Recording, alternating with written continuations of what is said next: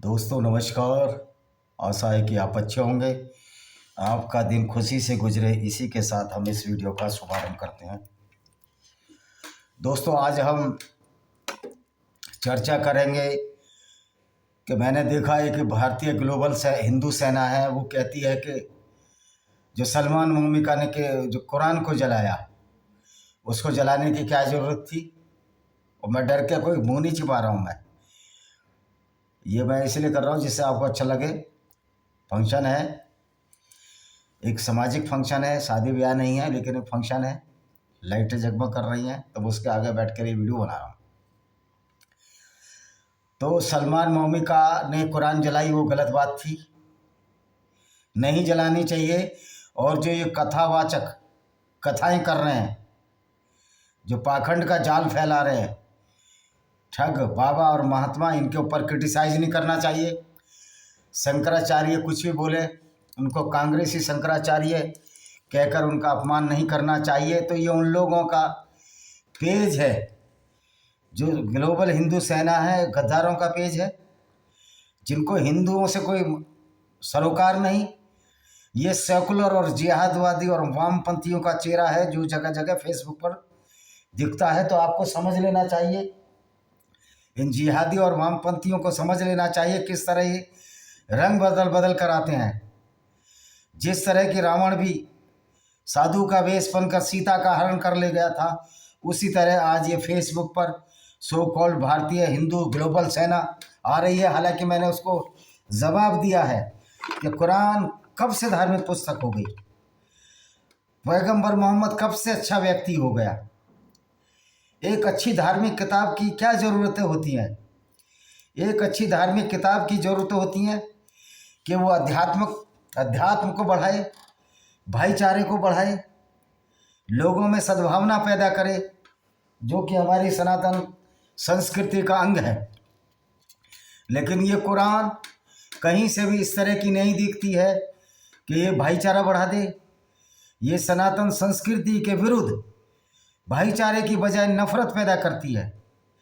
ये लोगों को दो हिस्सों में बांटती है, जिसको कि इस्लाम और गैर इस्लाम, यानी कि काफिर और गैर मुस्लिम। काफिर यानी कि गैर मुस्लिम जो मूर्ति पूजक है, और एक मुसलमान जो कि इस्लाम की विचारधारा को मानते हैं, उसको मानती है। और दूसरे गैर मुस्लिमों के लिए या तो कहती है कि इस्लाम कबूल कर लो, या कहती है कि अगर आप इस्लाम भी कबूल नहीं करते तो आपको गुंडा टैक्स रंगदारी देनी पड़ेगी, जिसको कि जजिया के नाम से जानते हैं। रही बात इन पाखंडाचारियों की, जो भारत में बहुत बड़ी संख्या में है, मुझे नहीं पता बागेश्वर धाम ने क्या बोला कि अगर गंगा में जो मर गए उनको मोक्ष मिल गया, तो मैं सलाह दूंगा बागेश्वर महाराज, जो लड़का है, क्या नाम है उसका, नाम मैं भी भूल गया उसका, बागेश्वर धाम पर जो बैठता है, मैं सलाह दूंगा कि वो अपने माता पिता को और खुद भाई बहनों को, पूरे खानदान को मोक्ष दिलाए गंगा में जाकर। क्योंकि इससे बढ़िया कोई अवसर नहीं होगा कि मोक्ष मिले, और फ्री में मोक्ष मिल जाएगा। आपका वहाँ तंबू तो लगा ही होगा। तो शंकराचार्य अगर जो जन्म से कोई जाति की परिकल्पना सनातन वैदिक धर्म में नहीं है, तो जन्म से ब्राह्मण ही क्यों शंकराचार्य बनता है? तो वास्तविक रूप से शंकराचार्य अघोषित रूप से एक हायरची सिस्टम का पालन करते हैं, जो कि राजतंत्र है। क्यों नहीं शंकराचार्य की पीठ पर किसी आज तक गैर ब्राह्मण, जन्मना ब्राह्मण, और पहले मैं बता दूं, मैं जो जन्म से जाती है उसकी सीमाओं को नहीं मानता, ना मैं किसी को किसी भी तरह का मानता, ना अपने आप को स्वयं को मैं जिस जाति से जन्मना जाति संबंधित नहीं मानता, क्योंकि वो कार्य पैसे मैं करता ही नहीं हूँ।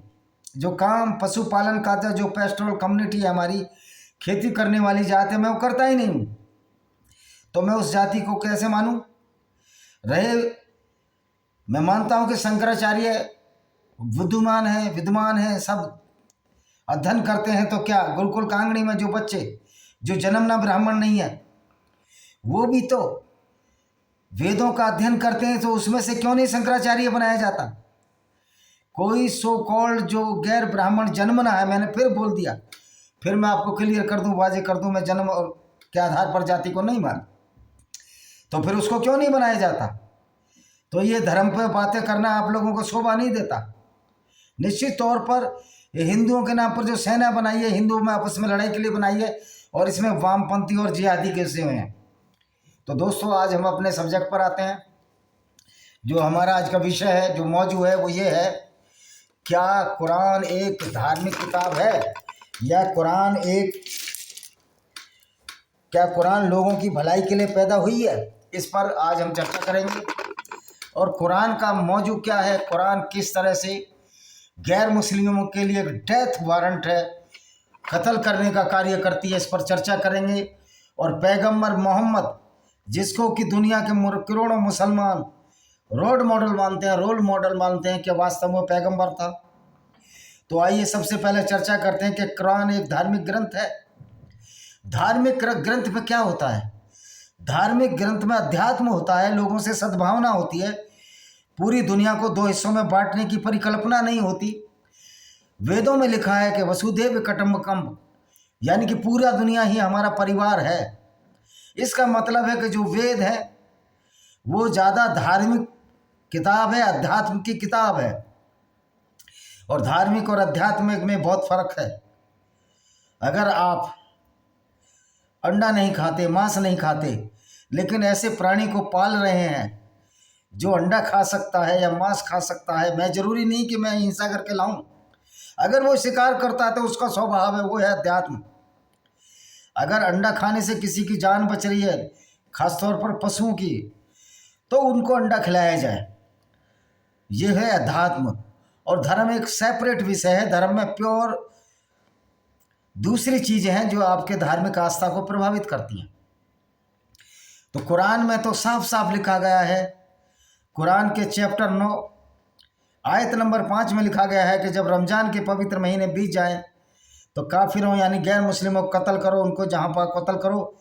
अगर वे ना माने, अगर आप उनको कत्ल नहीं कर सकते आप, तो उन पर जजिया, गुंडा रंगदारी टैक्स झोंक दो। तो ये कुरान है जो गैर मुस्लिमों को जीने का अधिकार नहीं देती। कुरान की 5:33 कहती है जो गैर मुस्लिम है, जो बहुदेववादी हैं, जो मूर्ति पूजा करते हैं या पत्थरों की पूजा करते हैं, उनके विपरीत दिशाओं में हाथ पैर काट दो। 5:33 अल-माइदा, यानी कि अगर दायां पैर काटना है तो बायां हाथ काट दो, अगर बायां पैर काटना है तो दाहिना हाथ काट दो, अगर बायां हाथ काटना है तो दाहिना पैर काट दो, यानी विपरीत दिशाओं में हाथ पैर काटे जाएं, या उनको देश निकाला खदेड़ दिया जाए, या उनको कत्ल कर दिया जाए। तो 5:33 भी यही कहती है, 9:5 भी यही कहती है। और बहुत सारी किताब हैं, बहुत सारे अध्याय हैं, सूरह अल बकरा है जिसमें साफ साफ लिखा गया है कि गैर मुस्लिमों को कत्ल करो। तो यह अध्यात्म और धर्म की किताब हो नहीं सकती। यही कुरान कहती है कि गैर मुस्लिम गंदे हैं, नजस हैं। नजस एक अरेबिक शब्द है जिसका लिटरली मीनिंग होता है अध्यात्म, जिसका लिटरली मीनिंग होता है नजस, पोटी जितने गंदे, as filthy as the your stool, your the latrine excreta etc the man excreta. तो पोटी जितने गंदे हैं। उन्होंने ये नहीं कहा कि गाय के गोबर जितने गंदे हैं, क्योंकि गाय के गोबर में तो बदबू ही नहीं आती। साफ साफ कहा गया है कि जो हमारी लेट्रिन है, इंसानी लेट्रिन है, उतने गंदे हैं। ये इनके किताब में लिखा है। तो क्या ये धर्म की किताब हो सकती है? ये धार्मिक किताब हो सकती है जो पूरी दुनिया में खून खराबा करवा रही है? तो ये धार्मिक किताब नहीं हो सकती। ये किस तरह की विचारधारा वाले लोगों की किताब थी जो अपने फायदे के लिए काफिले लूटते थे। उसके बाद उन काफिलों में लूटी हुई औरतों के साथ बलात्कार करवाते थे और उनको मलकाई अमीन बनाकर, यानी कि रखेल बनाकर उनको रखते थे और यूज करते थे। स्वयं मोहम्मद साहब ने भी ये कार्य किए। अब इनको साहब कहने में मुझे शर्म आती है। आप ही लोग कहोगे इसको साहब क्यों कहते हो? तो स्वयं इस पैगंबर ने, मोहम्मद ने, सो कॉल्ड पैगंबर, मेरे लिए कोई पैगंबर नहीं है, इस व्यक्ति ने इतनी घिनौनी हरकतें की। खुद औरतों को बाजारों में बेचा। बनु कुरैज़ा यहूदियों की औरतों को इन्होंने बाजारों में बेचा। उनके 700 से 900 लोगों को नंगा करके कत्ल कर दिया। इसी किताब और इनकी जो हदीस हैं, जो डिस्क्रिप्शन है, जो मोहम्मद और हजरत अली जो करते थे, साफ साफ लिखा है। तिरमिदी अल तिरमिदी कहती है कि हज़रत अली ने 2 लोगों को जिंदा जला दिया। किस लिए जिंदा जला दिया? जो इनका दामाद था, मोहम्मद का, फातिमा का हस्बैंड था, इसलिए जिंदा जला दिया कि उन्होंने कहा कि हम इस्लाम कबूल नहीं करेंगे। उन्होंने कहा हम इस्लाम कबूल नहीं करेंगे क्योंकि लूटने और काटने की और लोगों में नफरत फैलाने की आइडियोलॉजी है। उन्होंने इस्लाम कबूल नहीं किया और हज़रत अली ने उनका जिंदा जला दिया। इसी तरह अभी पाकिस्तान के एक यूट्यूबर हैं, उनको धमकी दी गई है कि आप पाकिस्तान में मिनी कंबो आयोजित नहीं कर सकते। तो इस्लाम इसी तरह गुंडागर्दी के बल पर चलता है। और ये जितने भी जो इस्लाम को मानने वाले लोग हैं, इस्लाम की विचारधारा को मानने वाले लोग हैं और उस पर एक्ट करने वाले लोग हैं, जो कुरान में लिखा है उस पर एक्ट करने वाले लोग हैं, जिसको कि सुन्नत कहा जाता है, पैगंबर, सो कॉल्ड पैगंबर मोहम्मद की सुन्नत या अल्लाह की सुन्नत कहा जाता है, जो कुरान से आयतें उतारी गई थी। वैसे भी कोई आयतें उतरती नहीं है। हमारे दलित भाई इस्लाम के बारे में कुछ नहीं बोलते, दलितों के नेता इस्लाम के बारे में कुछ नहीं बोलते। तो इनका दोहरा चरित्र है, इनका ये दोहरा चरित्र है। जब B.R. अम्बेडकर ने साफ साफ कहा कि इस्लाम में कभी ग्रहण नहीं कर सकता, इस्लाम में औरतों के हक नहीं है, इस्लाम में भी बहुत सारी गैर मुस्लिमों को नीच और गंदा कहा गया है, लेकिन वैदिक धर्म में तो किसी को ऊंच नीच और गंदा नहीं कहा गया। फिर अम्बेडकर जी को एक बार सोचना चाहिए था कि वैदिक धर्म छोड़ने का क्या कारण था। अगर कोई गंदगी, कुछ खास तबके के लोग ऊंच नीच का भेदभाव करते हैं तो वो तो सर्टिफाइड राक्षस हैं, वो तो गिरे और गंदे लोग हैं, वो ऐसे लोग हैं जो मानवता के खिलाफ हैं। बदकिस्मती से हमारे सनातन वैदिक धर्म में भी ऐसे वैचारिक गुंडे आ गए जो ऊंच नीच की भावना को ग्रसित आज भी किए रहते हैं और लोगों को जाति के नाम पर गाली देते हैं। तो ये वैचार जो सनातन धर्म के जो जातिवादी गुंडे हैं वो भी इतने ही खतरनाक हैं जितने खतरनाक इस्लाम की विचारधारा है। यद्यपि सनातन वैदिक धर्म में ये जातिवाद जन्म से भी नहीं है और ये कोई अंग भी नहीं है। कर्म के हिसाब से उनके स्टेटा तय किए होते, ये तो हर जगह होता है। आज भी भारत सरकार में ABCD 4 तरह के कर्मचारी होते हैं। एक ग्रुप के कर्मचारी क्लास 1, B ग्रुप के क्लास 2, ग्रुप C के क्लास 3 और ग्रुप 4 के 4 के ग्रुप C के क्लास 4 के एम्प्लॉय होते हैं। तो ABCD कैटेगरी 1 2 3 4 कहिए तो ये उसी तरह है जो कर्म के आधार पर है। तो इसमें तो कुछ भी गलत नहीं था, इसमें तो जन्म के आधार पर जाति का निर्धारण नहीं था। फिर ये जातियां किसने बनाई, ये सोचने और समझने की जरूरत है। फिर हम उन भाइयों से कहना चाहते हैं जो जातिवाद के नाम पर परेशान हुए, जिनको लोगों ने दुख दिया, तो आप जाति के नाम पर क्यों सर्टिफिकेट बनवाकर उसका आरक्षण लेना चाहते हो? ये दोहरी नीति एक धूर्तता भरी नीति है। आप अगर जातिवाद की प्रकल्पना को खत्म करना चाहते हो तो अपनी जाति के सर्टिफिकेट भी बंद करिए, XYZ कोई भी हो, ऊपर से नीचे तक।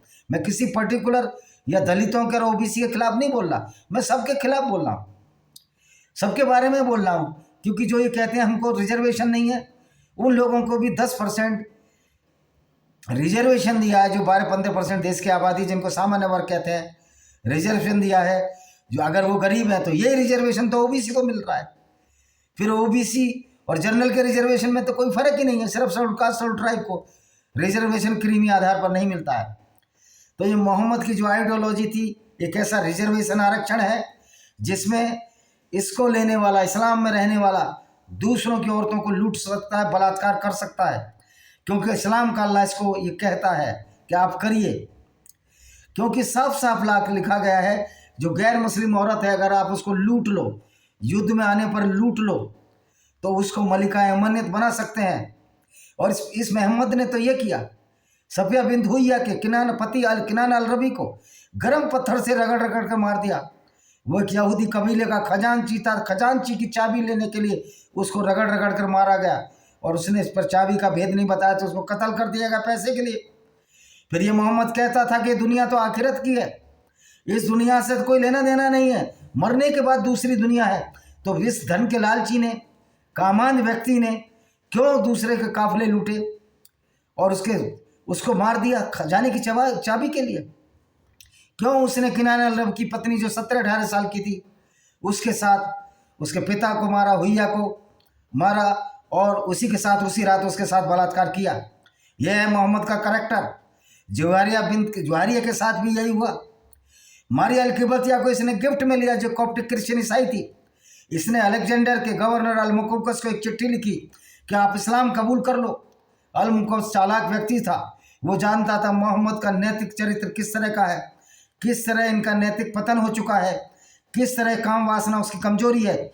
उसने मारिया अल-किबतिया और उसकी छोटी बहन सीरीन, जो कि कॉप्टिक ईसाई थी, अलेक्जेंड्रिया के गवर्नर ने, जो कि इजिप्ट की रहने वाली थी, उसको भेंट में दे दिया। उसके साथ दुलदुल नाम का घोड़ा भी भेजा, याफूर नाम का गधा भी भेजा, जिस पर मोहम्मद सवारी करता था। तो मारिया अल-किबतिया के साथ ये रंगरेलियाँ मनाता वो पकड़ा गया, अवैध संबंध बनाता पकड़ा गया। कि इसकी दो पत्नियां, हफ्सा ने इसको आकर देख लिया। हफ्सा को धोखे से इसने भेज दिया, जो उमर की लड़की थी, कि जाइए आपके पिताजी आपको बुला रहे हैं। और वो मारिया अल-किबतिया को हफ्सा के कमरे में बुलाया और अपनी काम वासना की पूर्ति करने लगा। जब हफ्सा आई, दरवाजे पर देखा तो दरवाज़ा बहुत देर से बंद था। जब खड़खड़ाया दरवाज़ा तो हाँफता हुआ निकला और इसने बोला, आज से मैं ये काम नहीं करूँगा। मारिया अल-किबतिया मेरे लिए हराम है, अवैध है। लेकिन काम वासना के फलस्वरूप इसने एक अल्लाह के नाम से एक आयत उतार दी कि पैगंबर मोहम्मद के लिए सारी स्त्रियां हिबा हैं, जिसको चाहता, जो उसको हिबा करना चाहती है, यानी जो उसको सौंप दे। तो ये कैरेक्टर का अंदाज था। आप तो पैगंबर थे ना, आपको अच्छे काम करने चाहिए थे। आप तो अपनी काम वासना पर अंकुश लगाना चाहिए था। आपको तो धन लिप्सा पर अंकुश लगाना चाहिए था। आपने तो किनाना अल-रबी को मार दिया सिर्फ इसलिए कि वो खजाने की चाबी नहीं दे रहा था, यहूदी लड़का। और आपने तो यहूदी कबीले पर, बनु कुरैजा कबीले पर अटैक किया था। वो तो बेचारे सो रहे थे, सुबह के टाइम अटैक कर दिया 3-4 बजे, ये जब इनकी फजर की नमाज के टाइम पर। वो यहूदी तो नमाज नहीं पढ़ते थे, वो अपने खेतों में अपने बच्चों को खिलाने में, नाश्ता बनाने में लगे हुए थे। आपने सिर्फ एक झूठी आयत उतार कर, जिब्रील फरिश्ता जो एक शैतान था, एक शैतान जिब्रील आयत लाया। कुरान के हिसाब से तो मैं उसको शैतान ही कहूँगा, फरिश्ता नहीं है। कहा, क्या आपने अपने हथियार बांध दिए रसूलुल्लाह ने कहा, नहीं, मैंने अपने हथियार नहीं बांध दिए। जाओ यहूदी कबीले को, बनु कुरैजा कबीले को लूटो और वहाँ अच्छी अच्छी लड़कियाँ लूट कर लाओ और उनको बाज़ारों में बेच देना। बाद में मोहम्मद गया, वहाँ लड़कियाँ लूटी। सफिया बिन्त हुइया के पति किनाना अल-रबी को मारा, जैसे मैंने बताया, चकमक पत्थर से, और उसके साथ उसके पिता को मारकर ही स्लेप्ट विद हर, ये उसी के साथ हुआ। ये है कैरेक्टर इस मोहम्मद का। तो क्या इसको हम प्रॉफिट मान सकते हैं? क्या इसको अच्छा आदमी मान सकते हैं? तो सलमान मोहम्मद क्या ने कुरान जलाई तो एक प्रतीक था। वो ये प्रतीक था कि कुरान एक ऐसी गंदी किताब है, इसको पढ़ने में कोई फ़ायदा नहीं है, जलाने लायक है। उसका ये विचारधारा थी। आप ये सोच लीजिए, फैसला आपको करना है। जो किताब हिंदुओं, ईसाइयों और यहूदियों को मारने और कत्ल करने की बात कहती है, क्या वो किताब आपके पूजने लायक है? क्या वो पैगंबर की आप रेस्पेक्ट करना चाहोगे कि अगर आप मुसलमान नहीं तो वो आपको कत्ल करने का आदेश देता है? वो किताब अपने कत्ल करने का आदेश देती है। तो ये फिर हमारा पैगंबर कैसे हो सकता है? फिर गैर मुस्लिमों का ये पैगंबर कैसे हो सकता है? मौलाना कहते हैं कुरान सारी दुनिया के लिए है। ये क्रिमिनोलॉजी, ये राक्षसी प्रवृत्ति की किताब, जिसमें एक अच्छा भला आदमी भी हैवान बन जाता है, ये पूरी दुनिया के लिए हो सकती है। यानी कि ज़बरदस्ती थोप रहे हो आप गुंडागर्दी दूसरे लोगों पर। हम क्यों माने इसको पैगंबर? हम क्यों कुरान को, यानी कुरान की शिक्षा पर चलकर हम भी लुटेरे बहसी दरिंदे बन जाए? जिस तरह के Mahmood Ghaznavi, Mahmood Gauri, Taimur lung, Genghis Khan तो बुद्धिस्ट था, चंगेज खान, लेकिन बुद्धिज़्म में लूटपाट नहीं लिखी तो वो उसका अच्छा बुद्धिस्ट भी नहीं मानेंगे।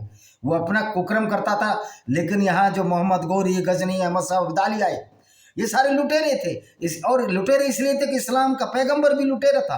पैगंबर भी काफिला लूटता था, ये भी काफिले लूटते थे। पैगंबर ने भी मक्का में 360 मूर्तियाँ तोड़ी, 630 में इसने भी मूर्तियाँ तोड़ी। मोहम्मद गौरी और गजनवी ने मूर्तियाँ तोड़ी। जब महमूद गजनवी को कहा गया कि आप इसके बदले सोना ले लो, ये शंकर की जो हमारे भगवान है उसकी मूर्ति मत तोड़ो, उन्होंने कहा मैं मूर्ति तोड़ने वाला हूँ, मैं लुटेरा हूँ। क्योंकि मोहम्मद भी लुटेरे थे, उसने खुद का, और 20% हिस्सा तो मोहम्मद लूट कर लिया करते थे। तो ये किताब किस तरह से और किस तरह से ये पैगंबर रोल मॉडल हो सकता है, आपको सोचने की जरूरत है। और आप उस पैगंबर की इज्जत करना चाहोगे अगर गैर मुस्लिम होकर, जो आपको ही कत्ल करने के लिए कहता है, जो आपकी औरतों के लूटने की छूट देता है, जो लूट में 20% हिस्सा लगता है। अगर उस पैगंबर की इज्जत करने वाला कोई कहता है कि हम तो पैगंबर की भी इज्जत करते हैं, तो वो मूर्ख है, मानवता के खिलाफ कार्य कर रहा है, वो सोया हुआ आदमी है। वो ऐसे आदमी को अपना पैगंबर बताने की कोशिश कर रहा है जो उनका पैगंबर नहीं है और उस धर्म में भी पैदा नहीं हुआ। तो इससे बड़ी मूर्खता और जाहिल की हद क्या होगी जो एक लुटेरे को और लुटेरी विचारधारा को कहे कि इस्लाम बहुत अच्छा है। चंद्रशेखर रावण ने बोला, तो चंद्रशेखर रावण भी वैसे भी उसके नाम के आगे तो चंद्रशेखर रावण लिखा हुआ है। रावण तो खुद स्त्रियों का किडनैप करता था, माता सीता का अपहरण किया, उसकी सजा उसको मिली। क्या चंद्रशेखर रावण को आप लोग सजा दोगे जो ये कहता है जामा मस्जिद के सामने कुरान में एक ऐसी आयत दिखा दो जिसमें लूटपाट कत्ल की बात हो? मैं चंद्रशेखर रावण को चैलेंज देना चाहता हूं, मैं सैकड़ों आयतें दिखा दूंगा जिसमें लूटपाट कत्ल औरतों के बलात्कार की बात कही गई है, जिसमें मलिका यानी अमानत यानी कि औरतों को अपनी रखल बनाने और उनको बेचने की बात की गई है। मोहम्मद ने बहुत सारी औरतें बेची, खरीदी, और इसने तो बल्क में खरीदी, बल्क में बेची। मोहम्मद तो थोक का व्यापारी था औरतों की दलाली करने का। जो बढ़ियागिरी इन्होंने की जहाँ नजद के बाजारों में, तब सीरत रसूलुल्लाह की जो सीरत है, जो ऑथेंटिक हदीस है, जो इब्ने इसाक ने जीवनी लिखी है, 465 नंबर पे 83 अध्याय में साफ लिखा है कि रसूलुल्लाह ने, मोहम्मद ने बनु कुरैजा की औरतों को लूट कर उनके साथ मलका अमीन बलात्कार किया। उसके बाद यूज करके उनको जब औरतें ज़्यादा होगी तो नजद के बाजारों में बेच दिया। नजद वही भूमि है जो सऊदी अरब का मिडलैंड हाईलैंड है। कल रियाद से एक ने कमेंट डाला था कि कुरान को बदला भी नहीं जा सकता। कोई अंसारी नाम का इंडियन है, वहाँ काम करता है। मैंने कहा मूर्ख, बदला ही नहीं जा सकता। अच्छी बात है बदला ना जाए, तब तो हमको समझ में आएगा कि कुरान पढ़कर जो इस्लामिक गुंडे हैं उनकी पहचान ये है कि वो लोगों को कत्ल करते हैं कुरान के हिसाब से। तो अब तो ये कुरान बदल सकते भी नहीं। तुम चाहो मौलाना बदल सकते नहीं, तुम हदीसों को बदल सकते नहीं, क्योंकि हमने सारी हदीसों को, सारे कुरान को हमने डाउनलोड कर लिया, और डाउनलोड ही नहीं कर लिया, टाइप करके रख भी लिया है, और किताबें हमने प्रिंट आउट करके निकाल लिया है। तो हम अब तुम बदल भी नहीं सकते, तुम्हें कोई चारा नहीं है। लेकिन हाँ, अब तुम अल्लाह को और पैगंबर को अच्छा साबित नहीं कर सकते। ये तुम्हारे लिए चैलेंज है। अगर कोई पैगंबर को इंसानियत का देवता साबित कर दे तो मैं चैलेंज देता हूँ। मुझे लगता है गुनाहों का तो वो देवता है। अगर पिक्चर बने तो गुनाहों का देवता उस पर बननी चाहिए, पैगंबर मोहम्मद। आप पिक्चर क्यों नहीं बनाने देते? क्योंकि उसमें पैगंबर मोहम्मद का करैक्टर दिखेगा, उसमें दिखेगा किस तरह, वो भी किस्सा दिखाना पड़ेगा किस तरह मारी अल की बतिया के साथ पैगंबर मोहम्मद, हम बिस्तरी कर रहे थे और हफ्सा उनकी पत्नी बाहर देख रही थी और हफ्सा को बहका कर इन्होंने भेज दिया था, वो भी दिखाना पड़ेगा कि जाओ उमर तुम्हारे पिताजी बुला रहे हैं, लेकिन काम वासना की पूर्ति के लिए पत्नी को उधर भेज दिया। तो बहुत कुछ दिखाना पड़ेगा। तो ये पैगंबर रोल मॉडल कैसे हो सकता है? ये कुरान दुनिया की रोल मॉडल कैसे हो सकती है? हम अल्लाह पैगंबर की इज्जत क्यों करें, किस लिए करें? यानी कि हम उस पैगंबर की इज्जत करें, तुम्हारे पैगंबर की, जो हमको नजस पोटी जितना गंदा वाजिब कत्ल करने की बात करता था, जिस पैगंबर की विचारधारा से हमारी हिंदू, राजपूत और सारी हिंदू औरतों को जल जौहर और अग्नि जौहर करने पड़े। याद करिए, एक 6 महीने के नन्हे बच्चे को लेकर भी हमारी रमणियाँ, हिंदू रमणियाँ, राजपूत रमणियाँ, अन्य जाति की रमणियाँ इन इस्लामी राक्षसों से बचने के लिए जल जौहर अग्नि जौहर जिए। तुम्हारा खून नहीं खौलता, तुम्हारा खून सफ़ेद है, पानी नहीं है तुम्हारा खून सफ़ेद, खून है अगर सफ़ेद तो वो पानी है, तुम पानी है। और धिक्कार है जो तुम्हारी ऐसी जवानी है। सच को सच कहना सीखो, जो कुरान में लिखा वही हम बता रहे हैं। हमने यूट्यूब को भी बोला है कि हम कुरान में बता रहे हैं, तो ब्लेसफेमी कैसे है?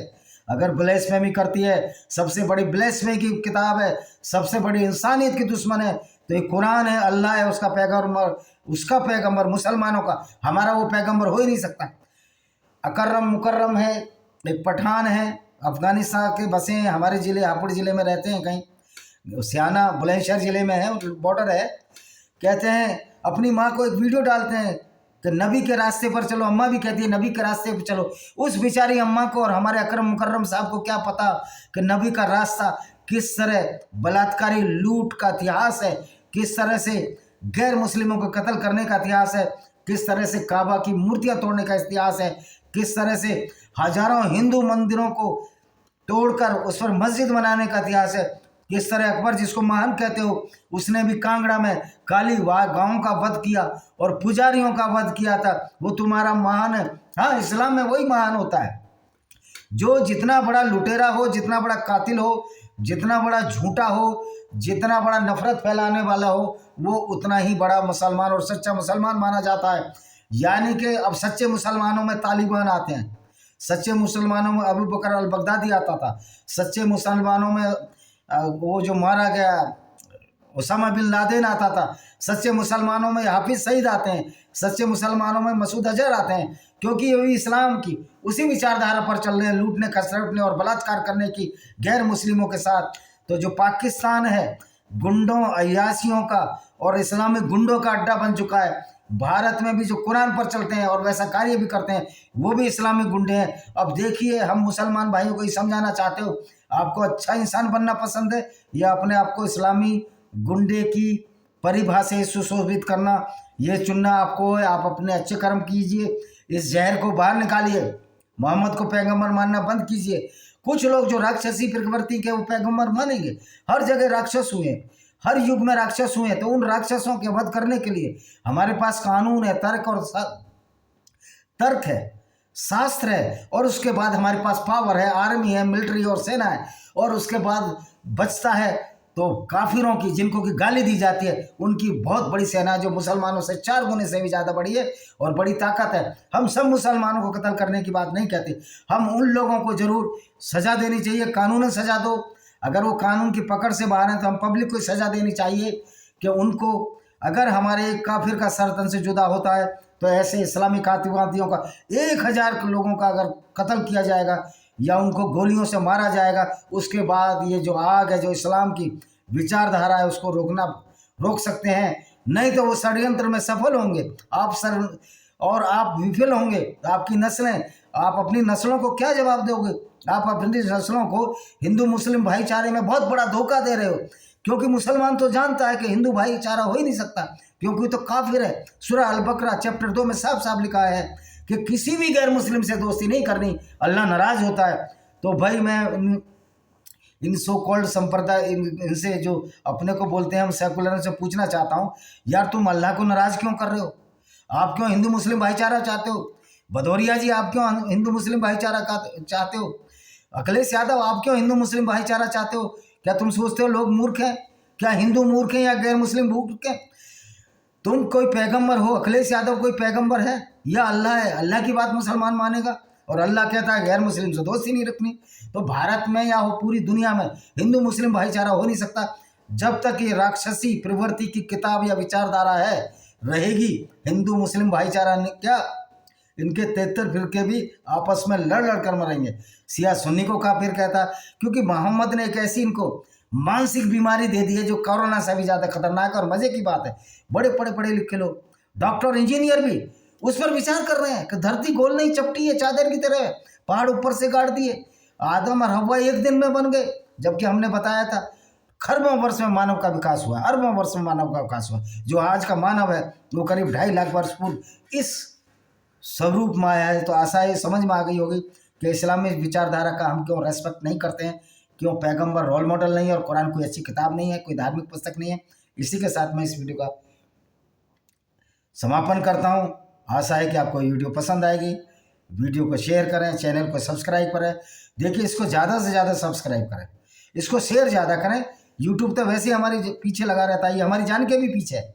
यूट्यूब वालों का भरोसा नहीं कि ये लोग संदेश भी पहुंचा दें उधर के ये वहाँ है या रहा है, तो ये लोग भी इस्लामी गुंडों का फेवर लेते हैं। लेकिन इनका भी एक अंत बहुत ज़रूर आने वाला। जून से एक बहुत बड़ी मुहिम हम यूट्यूब के भी खिलाफ करेंगे। अगर वो हमें सच्चाई बोलने से रोकेगी तो निश्चित तौर पर पूरे वर्ल्ड से, अब तो हमारा संपर्क हो चुका है काफिर इंटरनेशनल आर्मी की वजह से, ईसाई और यहूदियों से, इसको यूट्यूब का हम धंधा ही बंद करा देंगे, गूगल का यूट्यूब का धंधा ही बंद करा देंगे। इसी के साथ हम इस वीडियो को विराम देते हैं। वंदे मातरम, जय हिंद, आपका दिन।